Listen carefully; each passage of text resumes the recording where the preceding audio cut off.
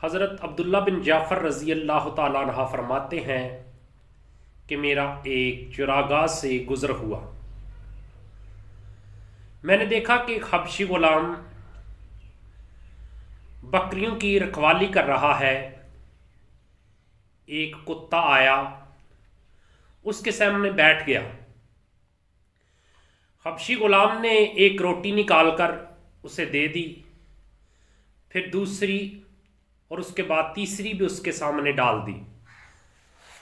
عبداللہ بن جعفر رضی اللہ تعالیٰ عنہ کہتے ہیں کہ میں نے اس سے پوچھا کہ اے غلام، تجھے روز کتنی روٹیاں ملتی ہیں؟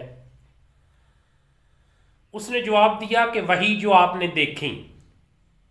اس پر میں نے پوچھا کہ پھر تو نے اٹھا کر ساری کیوں اس کتے کو دیں؟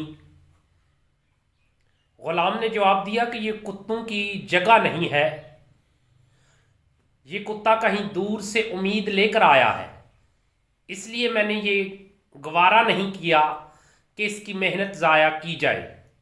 حضرت عبداللہ رضی اللہ تعالیٰ عنہ کہتے ہیں کہ اس کی یہ بات مجھے اتنی پیاری لگی کہ میں نے اس غلام سمیت اس چراگاہ اور بکریوں کو ان کے مالک سے خرید لیا،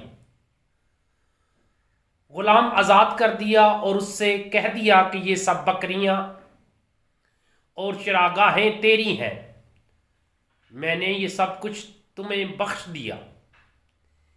ایک غلام کی سخاوت نے مجھے دعا دی، بکریاں اور چراگاہیں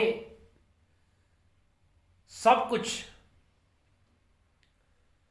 صدقہ کر دیا اور وہاں سے چل دیا۔